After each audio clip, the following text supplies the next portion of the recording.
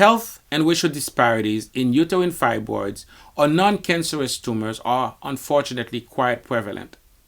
Research indicates that 80% of black women are more likely to develop uterine fibroids by the age of 50 compared to white women. Not only are black women more likely to be diagnosed with uterine fibroids at an earlier age, but they also tend to experience more severe symptoms and complications like heavy menstrual bleeding and fertility issues. Additionally, fibroids may cause more than physical pain. Women with the condition also reported experiencing significant distress that negatively affect their quality of life, including depression, anxiety, body image issues, and their overall mental health. This psychological impact particularly affected black women in lower income brackets. The reasons for these disparities likely involve a complex interplay of genetic, environmental, and socioeconomic status. Some studies suggest disparities in healthcare access, including early detection and treatment, play a role and are potential factors. Therefore, addressing these disparities is essential to ensure equitable healthcare outcomes for all individuals. This public health issue is significant and has prompted a need for more community discussions and interventions promoting awareness, improving access to healthcare services, addressing clinician bias, eliminating structural determinants, and calling for more inclusive research free of scientific racism to understand better the underlying factors contributing to these disparities. In this episode of Badly Governed, Nadege Volsi-White shares her experience living with uterine fibroids. Here we go. And remember, if you are not included, then chances are you are not represented. Keep your soul intact. Don't let nothing hold you back. Your soul intact. Meet Nadege V. White, an extraordinary individual with a diverse background that spans continents and cultures. Born in Haiti and raised in the United States and Canada, Nadege shares her powerful journey living with fibroids on our podcast. Nadege applies her professional expertise and financial acumen in the nonprofit health sector. Outside of work, she explores her passion for photography, capturing the essence of her surroundings. But that's not all. Nadege also enjoys Caribbean and West African cultural dance, adding a rhythmic touch to her vibrant life. As an avid explorer of beauty, diversity, and truth, Nadege has traveled extensively across the United States, Europe, Australia, Latin America, the Caribbean, Africa, and Canada. Her expression is a unique blend of quirky humor, deep respect for our inherent efficiency, and a love for embracing hope. Join us on a meaningful journey as we explore the layers of Nadege's life. Beyond the rich tapestry of experiences, we'll dive into a more personal chapter, shedding light on her courageous battle with uterine fibroids. On a personal note, Nadege is currently single, so get ready for a journey filled with laughter, insights, and a touch of wanderlust as we get to know the remarkable woman Nadege is. My name is Nadege White. I went to undergrad in Philadelphia and got an undergraduate degree in something called multinational management, which no longer exists, which probably shows my age, but that's usually, people will call that international business management.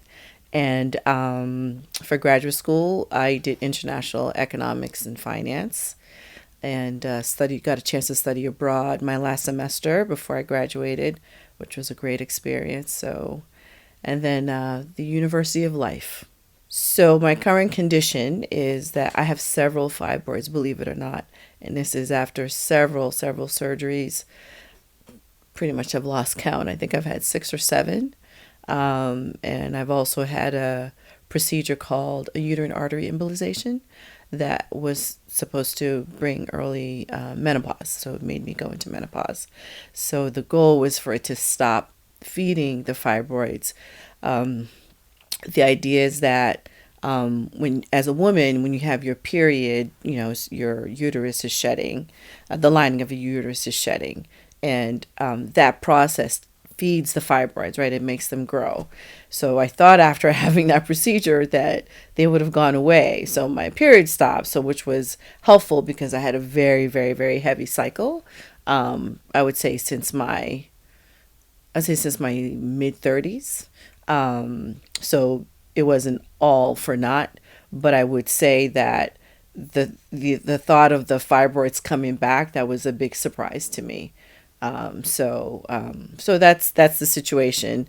I've tried to do as many interventions as possible, but fibroids are almost like the acne of the uterus, if you will. So generally, every time you have a procedure, like clockwork, 5 years later, there they are again. So it's a constant cycle.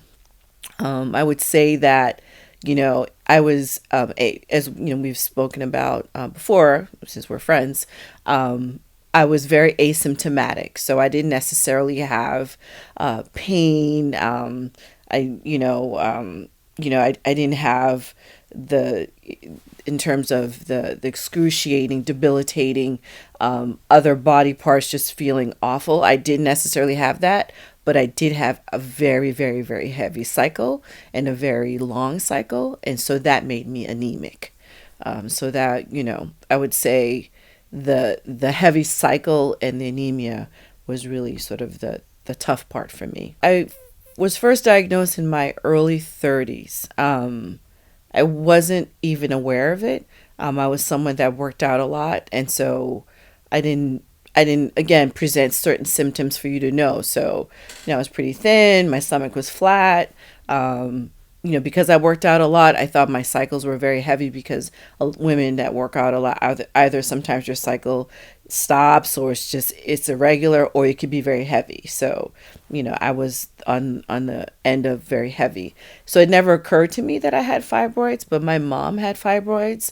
So I knew that it was a possibility that genetically I would inherit that. But it just didn't occur to me. And so, I started having the heavy cycles. And I was living down south at the time, and they said, well, let's look into that. And I think I had just a pelvic exam. The physician felt something kind of odd, so I actually had a biopsy. It was one of the most painful experiences I ever had. It was very painful, and luckily, it was negative. But from there, that's how I knew that I had, at the time, it was maybe a size of a tangerine. And he said, well, fibroids are benign.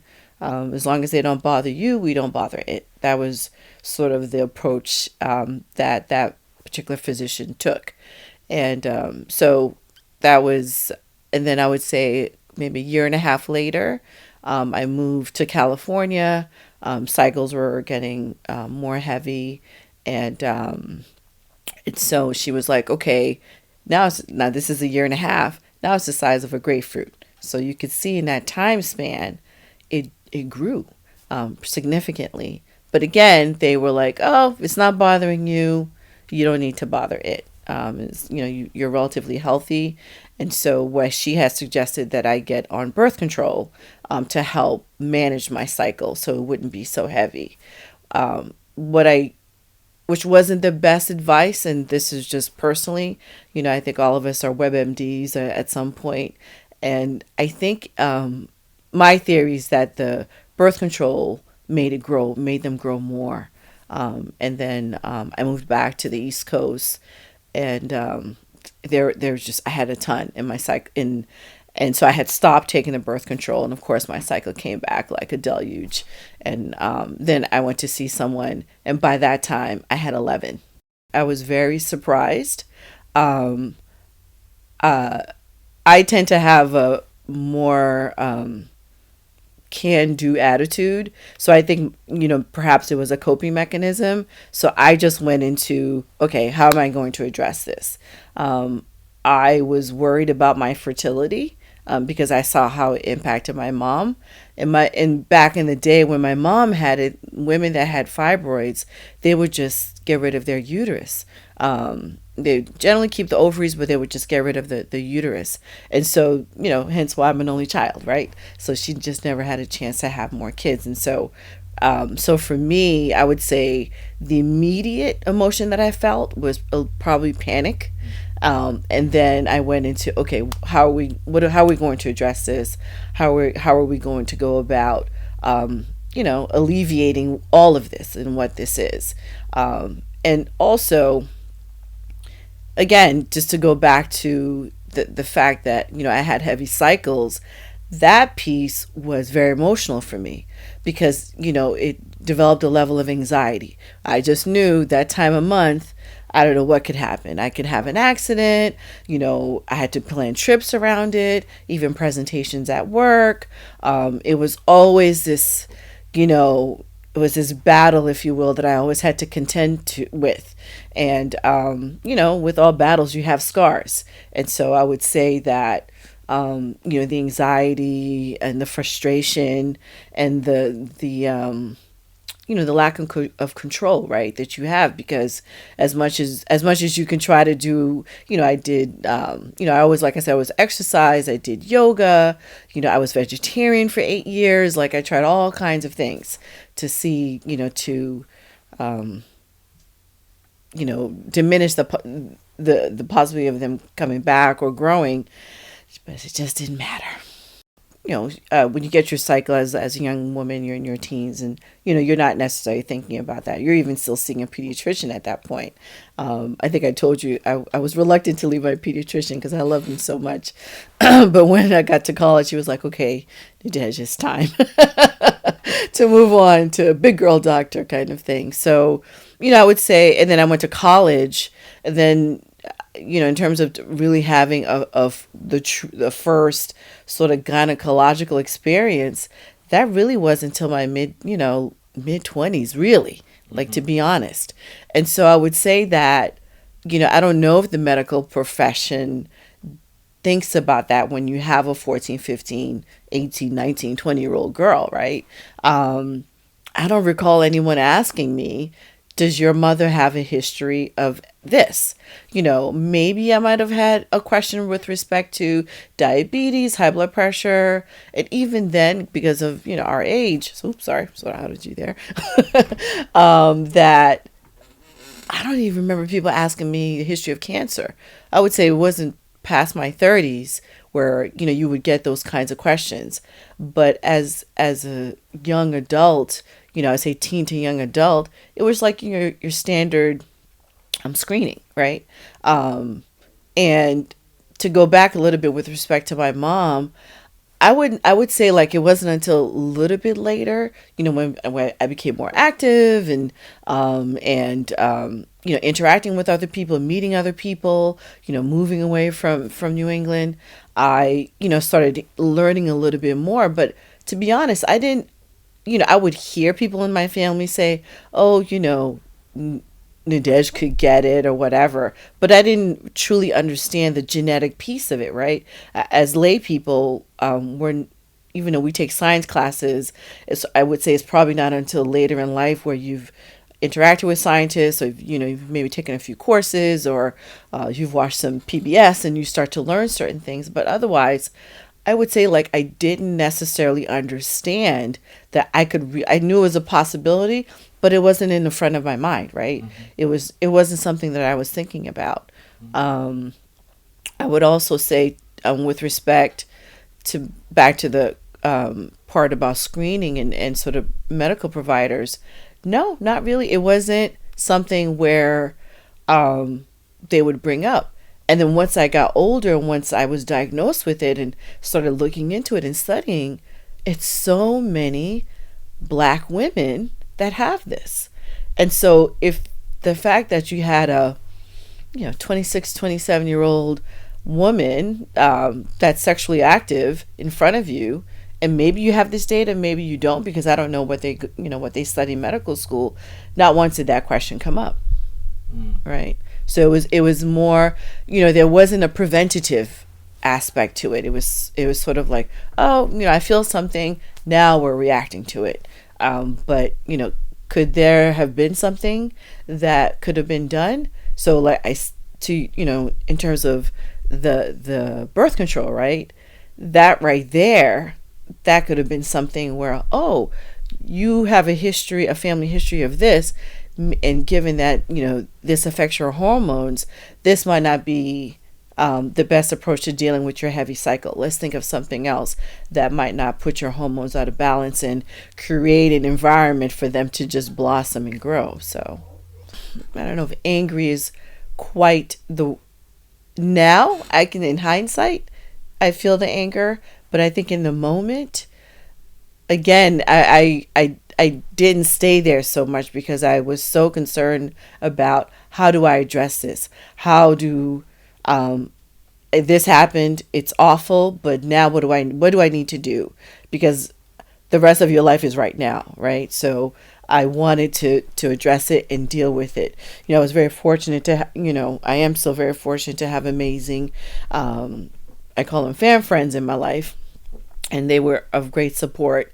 But actually, two of my friends were going through the same thing, and so I wasn't necessarily alone in it. We were just trying to figure it out.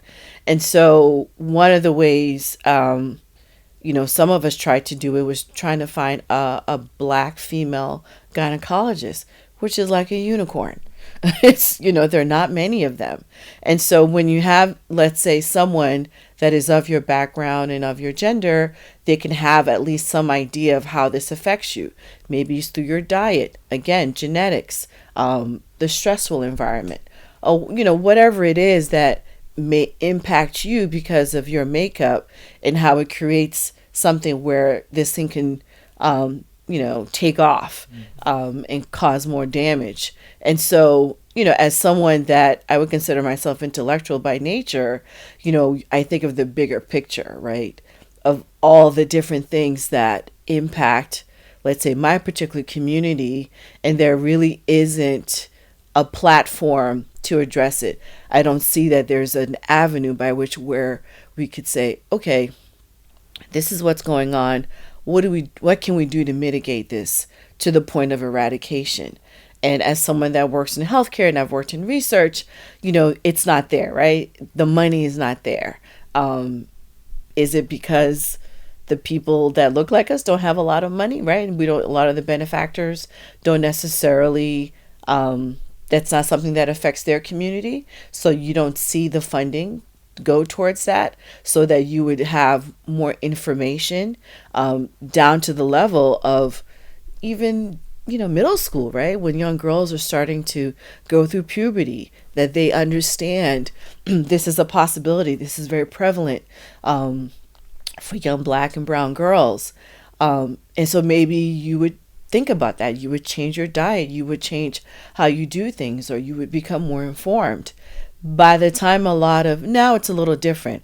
By the time I would say my generation after me found that out, it was sort of like you're in reaction mode, right? You can't take the preventative approach. Now, there are a lot of amazing women out there that have holistic programs that you can go on to see what you can do, but it's a complete lifestyle change.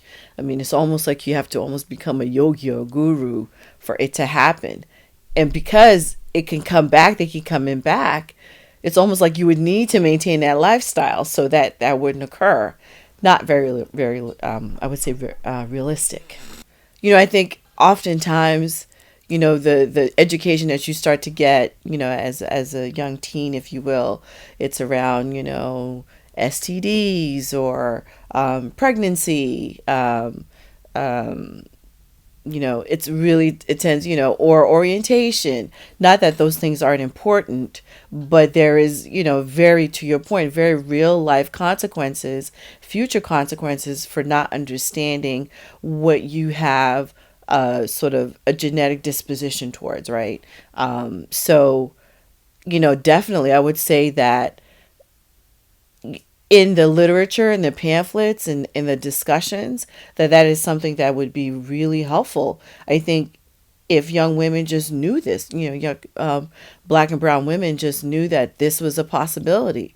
I mean, to be honest, my friends that have daughters that are, again, I make sure that they're a little bit more mature, but, people that have, people in my life that have daughters that I would say 18 or more, and I'm close to them and I'm comfortable with them, I tell them, I say, look, if you have the way, freeze your eggs, right? Find something, freeze your eggs. Understand what's going on in this area, right? Because yes, it has, very real consequences, like the heavy cycle. Like, I cannot stress how much that stresses, right?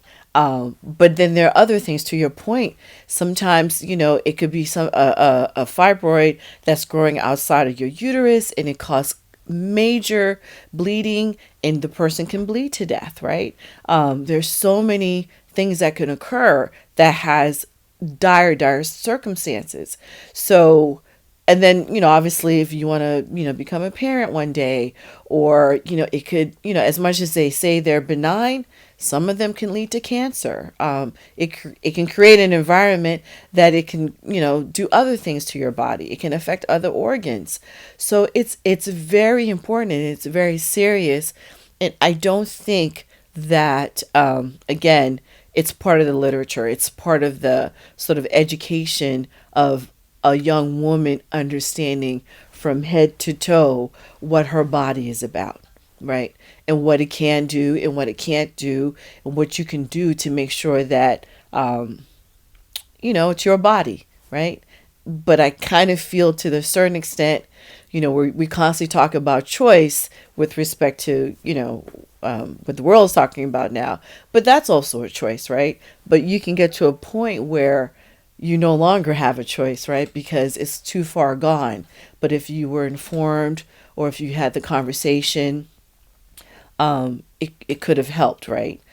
So maybe it might not lead to death, but, it could lead to, so, not to make it trivial, but let's say you have, I'm speaking from experience. I had a job interview, and, I was on my cycle, and I had a major accident, and I couldn't go, right? It was like last minute. You might hear there were people in my life say, oh, God didn't want you to have it. You weren't meant to have it. Okay. But nonetheless, I did make it because of something that could have been prevented, right? Fine, I'm working now. That's not the point. But that is something that I had to contend with personally. Not as much of a big deal. You can recover from that. But there are other things that you can't recover from. Mm-hmm. And, that's it. And so, it would be, and I also feel that there's some level of embarrassment, right? There's some level of shame. I certainly felt shame because I was always concerned that, I can have an accident, or, fertility, all these different things. So I definitely know there is a large element of shame associated with it. And oftentimes with shame comes silence, right? You don't talk about it.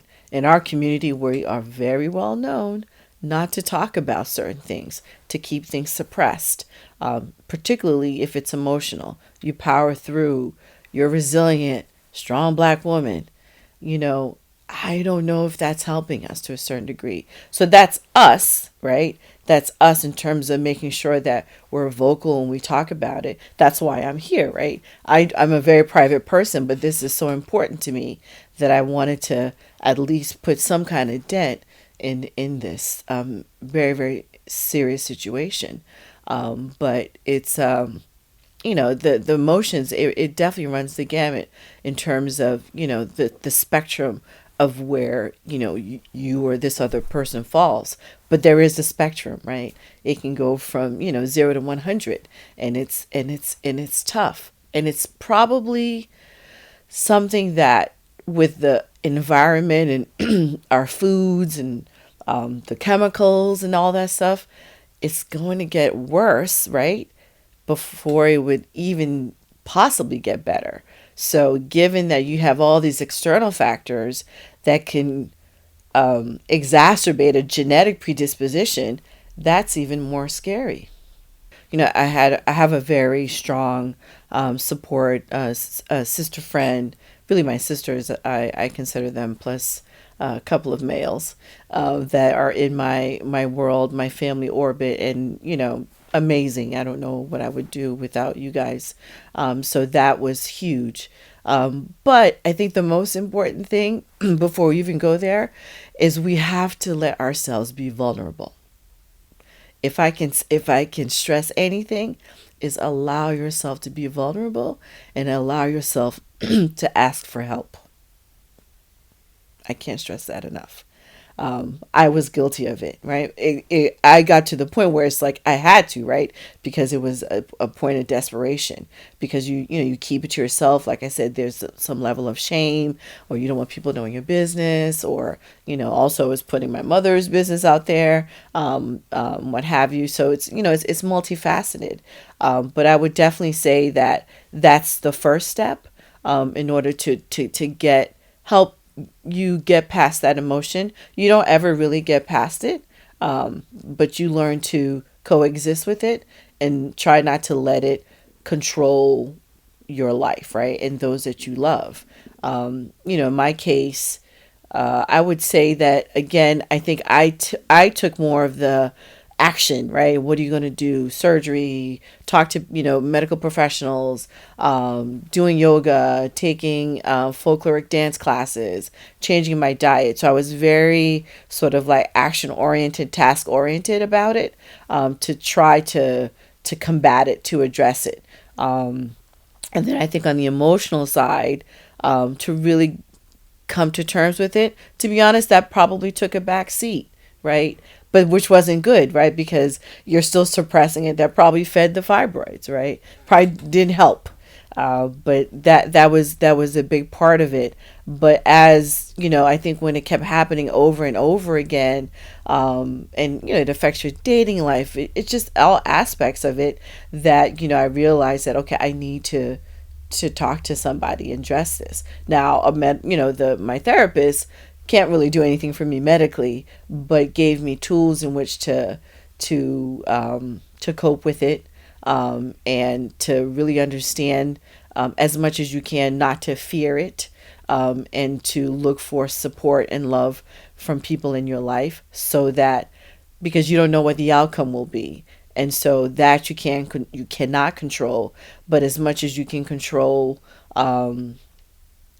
the level of authenticity for yourself, for myself, and those around me, that was something that I started to do more and more. And honestly, to kind of accept that this is something that I have. There is a piece of acceptance that almost gives you peace. It's kind of, using both words, right? The homonyms that they are. But, that helped me to a certain degree, because it was sort of like, because when you're constantly in fight mode, you're not paying attention. You're distracted, and whatever else is happening is not being addressed. So I think there was a part of me that was like, okay, this is what I'm having to deal with. And of course I have to take action and see medical professionals, but I also have to say, okay, what can I do with what I have to live as much of a full life as possible? And so, you travel around it, or, as I think I told you before, like, all my bottoms are black, dark blue, is sort of like the reality I had to deal with. There were even times when I could feel that it was going to be particularly uncomfortable. I'd wear like 3 pads, and that's tough, but it was, I would say the big part was just coming out. Coming out of the closet, of the fibroid heavy cycle closet, and just letting people know this is what I suffer from. So if you're with me and you see something happening, look out for me. Like, ooh, Nadej, I think I see a little spot. Let's go to the bathroom. Bring an extra pair of clothes. And so it became, now it was, obviously I'm dealing with it. It's my problem. But because of my community, I felt supported, and, I wasn't dealing with it alone. What was interesting was that there was a part of me that didn't necessarily want to talk to my mom about it because I felt like it would make her sad. But I did sit down and talk with her, and she was saying, interesting that you are having all these fibroid surgeries. And she said, for me, it was sort of like, it made her feel like, well, I didn't even have that option. So it's sort of like, I'm like, woe is me, woe is me. But her experience was like, child, I wish I could have had fibroid removals and still had my uterus. I didn't even have that option. So that was an interesting conversation to have with her and hear her perspective. So there is sort of that as well, where you look at yourself and say, hey, there are others, to your point, that die, or they don't even have their uterus anymore, or they're infertile, or all these different kinds of things. Or in the case of my mom, she was in so much pain every month she couldn't even go to school. So again, I was asymptomatic in that sense, so I didn't necessarily have that, but I had the issue of it was so heavy, perhaps I couldn't attend certain things. So you have, like in her case and lots of other women, not only is it very heavy, but they're in major pain. So I think sometimes it's not that you're using comparison, but even in life, you might complain about where you are, but there's always somebody that's much worse rather. And somehow I did find some bit of, gratefulness, right? Again, it could be coping mechanisms. It could be sort of how I'm wired to kind of, to get through it. But, I think there's a part of me that, I am a fighter, right? That's just part of how my makeup. And so, it's very much so like, okay, you get me down, I'm going to try to get back up. But I think what this experience did for me, it forced me to realize sometimes you need somebody to help you get back up, or sometimes, you might just need to lay your ass there for a while and get some rest. I would say the common thread is choice, right? Are the choices taken away from us because we were not educated to understand how this can impact us. And so again, if a young lady knows that she has a genetic predisposition and, sugar, right? Fibroids love sugar, maybe she has a very low sugar diet. Right. So to your point in terms of prevention. So it's that choice that I would say in hindsight, I would say was for me, right, and lots of other women, is taken away from you because if the right questions would have been asked, perhaps your that cell or that wouldn't have woken up and could have maybe stayed a little bit more dormant, and it could have coexisted with in your body. And so it's even to the point where something like this, like I didn't know that, I always learned that fibroids love blood, which is true, but I didn't know that sugar is something that makes the tumor grow that much more. That's huge information. And so you have control over that, right? A woman has control over that. She can do certain things to not do that. Stress makes them grow.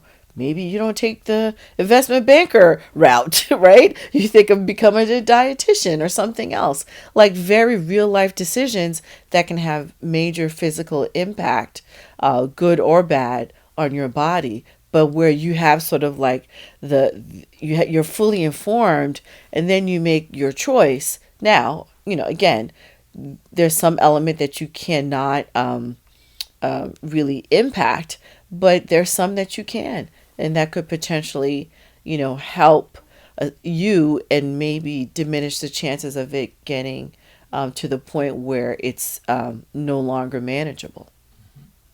Ask questions. Do your research. No question is dumb. Talk to the women in your family. Talk to the elders. Obviously it's a different generation. You have to approach them a certain way, but in confidence.